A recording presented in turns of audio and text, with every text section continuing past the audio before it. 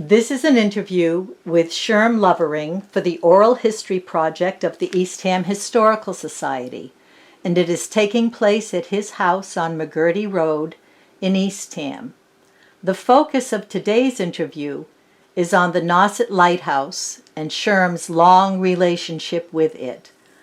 The date is August 24th, 2023, and the interviewers are Cindy Goepfrich and myself, Marca Daley.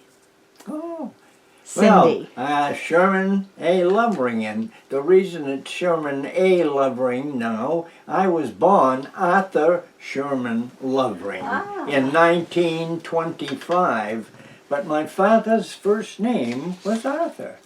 So everybody started calling me Sherman, and eventually the rest of my life I became Sherman A., but the veterans have me correct, Arthur Sherman Lovering, for information.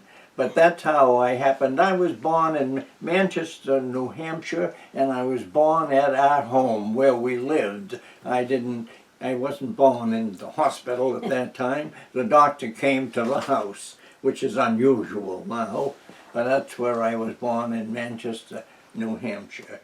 And then when we finally I was born and brought up mostly right there in New Hampshire, and then I joined I'll go quickly, and when I got old enough, and I was in high school, they sent a group, the Army did, and to talk to people in the high school that were interested in going into the Army, and the Army Air Corps, or and so I wanted to go. So I did. I joined, and in fact, I joined my junior year. I didn't even finish my senior year until after I got out. So that's the story of being brought up. But eventually, then, when I served in New Guinea and the Philippines. I trained in B-75s. I wanted to be a pilot, but I couldn't pass their sight test at that time. But they kept me in, luckily, and I stayed. And I did, my job became on the airplane to make sure that the bombs in the bomb bay were hung properly, and that all the machine guns looked, and I had to take courses and classes on all of this. I had to be able to, blindfolded, take a .50 caliber machine gun apart and put it back together. And I went through that, and I did end up I trained in B-17s, but when we finally got to fly overseas, I ended up in New Guinea. And in New Guinea, they changed us into B-25s, the ones that took off from an aircraft by Doolittle and bombed Japan for the first time. I then did all of my missions in a B-25. Wow. So when I got out, I joined the Coast Guard Auxiliary. And then I went back to school to finish my senior year. And they told one of the teachers there, said, "Gee, sir, don't bother with that. Take the test that gives you your high school thing." So I took that, passed it, and Keene State College at that time was giving a program for veterans who just got out, and you could go there. It was in the middle of their semester, but you could go there and take 2 courses. So I accepted that, and then I stayed there and met my wife there, and that's right, I met her there, and now she has put up with me for 74 years. That's how long we've been married. And wow. So then I became a teacher of elementary, and she became a teacher of secondary. But anyway, we left there after I retired in 1985. And we moved here to Keene, to Eastham, we bought a home from one of my son's wife's uncles. They had to sell. That's the way it goes, right? They had to sell. It was the first house on McGurty Development. Right. So how did you get into the Nauset Lighthouse? Okay. That's No, that was easy. As soon as we moved up here, I joined the Coast Guard Auxiliary. But I also went right to the what's the building there? You know, the National Seashore. the what? The National Seashore. The National Seashore Building, and I started to do tours for them. Okay. And Brett Ellis, you may know him, he's down there. He said I'm the only one that ever did 4 tours at once. I As you did talked 4 of them. I did the Atwood Higgins house, which is the old Pilgrim house. I did the Penniman house, which was the whaler, the whaler. I did the 3 sisters, and Nauset Light. But 4 of these were first. Then eventually I got too old for them on the 4. They thought I might get hurt. How old were you when they thought you were too old? Probably somewhere in my 70s or 80s. And now you're And now you're still 99 and with still them. giving tours. Right. That's where I met I couldn't you. do the 4 tours that I was doing for them. One person got after it. I think it was just one. Brent Ellis loved to have me do it. He wanted me to do some more. 5, but so I didn't do that anymore. I joined I got involved with the lighthouse. Now to get involved with the lighthouse, then I have to tell you about this because I think this is important. There's 2 pictures here. One, the first tour ever shown at Nauset Light. when it was on the other side, right? Yes, when it Before was got on the moved. other side. And the Coast Guard turned it over. The Coast Guard turned it over to the National Seashore, and the Coast Guard still owned it, though, here, when we were doing the first tour. Is Ever that done. the tour with Harold Jennings? Yes. Yes. Anyway, so that's why I brought you this. Harold Jennings. Here's a picture of Harold as a boy. But Harold's father was a lighthouse keeper Right. at Boston Light. Right. Yeah. He That's was. Harold Jennings. We were right very there. good friends with the Jennings. Oh, The were you? Jennings. My mother worked for him. No kidding. Yeah. Oh boy, Harold and I used to travel to Florida with them because they went to Florida in their motorhome, and I had one too. We went together. Yep, to Florida. You know, Harold, I was very friendly, and Harold went to the Coast Guard and got permission to do this first tour, and that's Harold standing up in the front.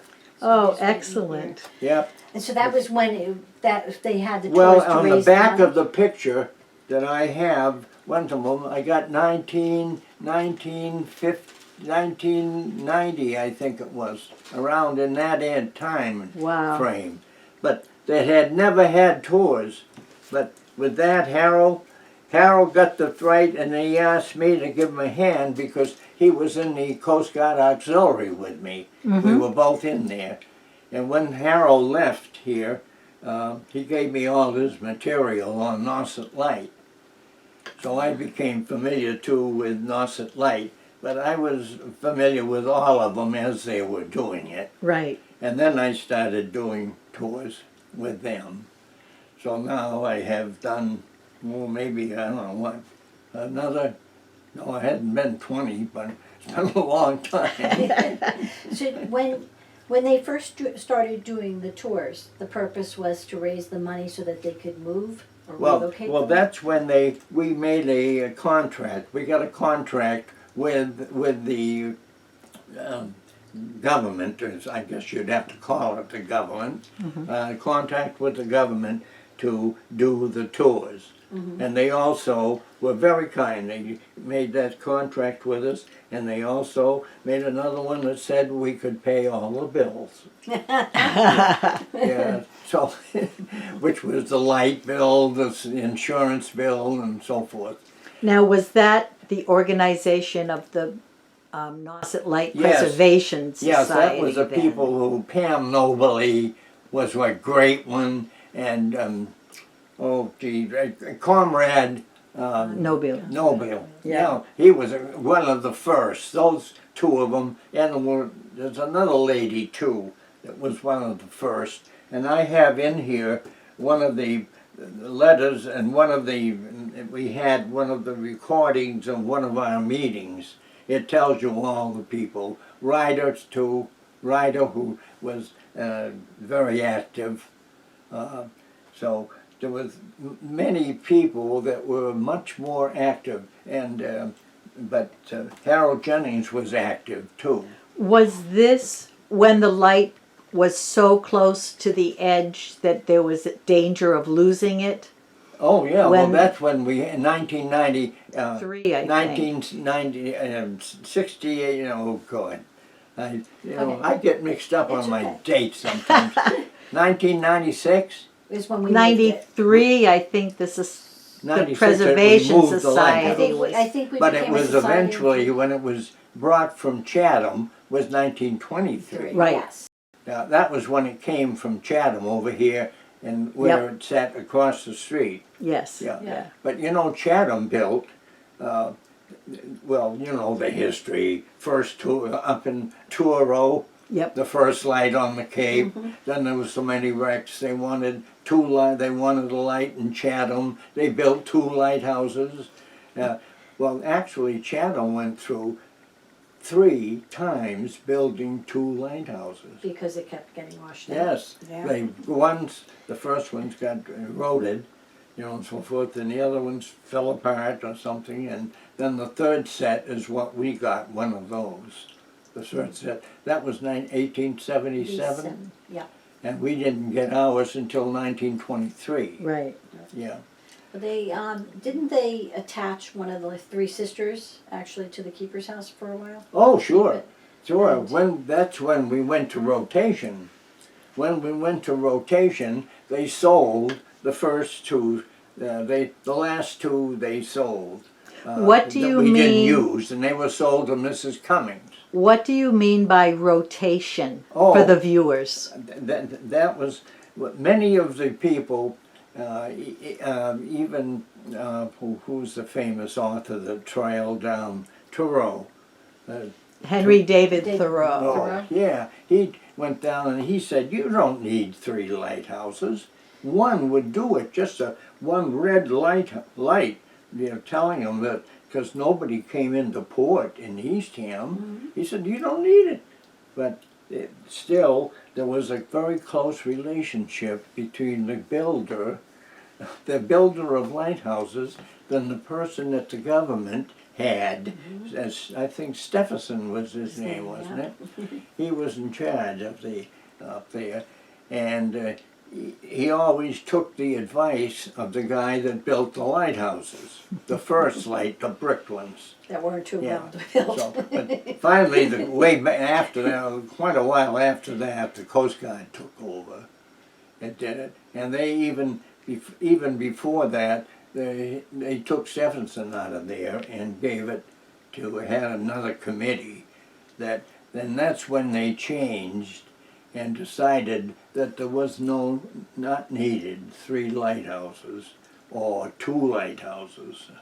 And So they went to, and also electricity came in, which was a nice thing too to have, because we never got it until 1995? no, 52. 1950, I'm sorry, yeah. 1953. 1950, Yeah. there.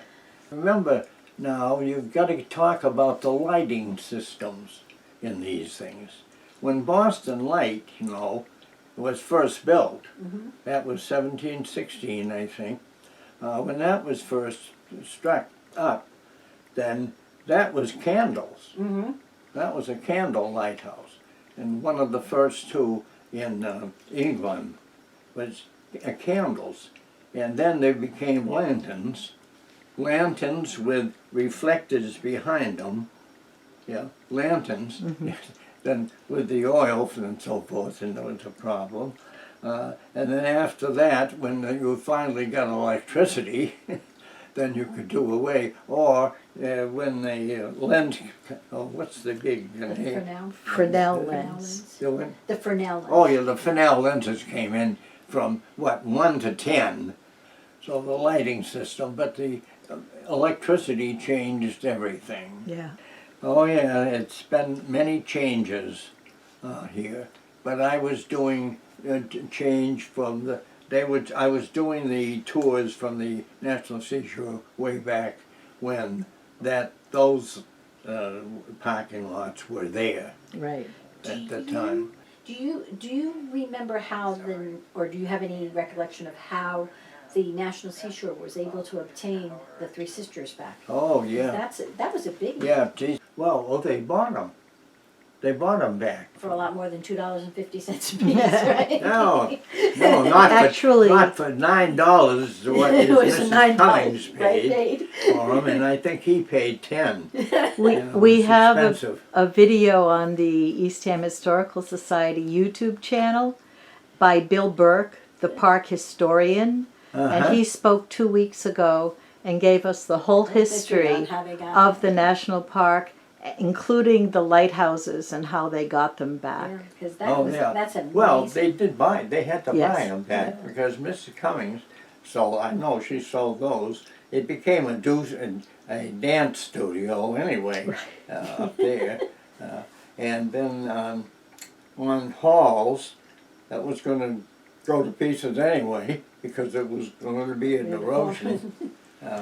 You have done so much in your not so short life. But you just had a birthday, right? Not too long ago? Yes, I did.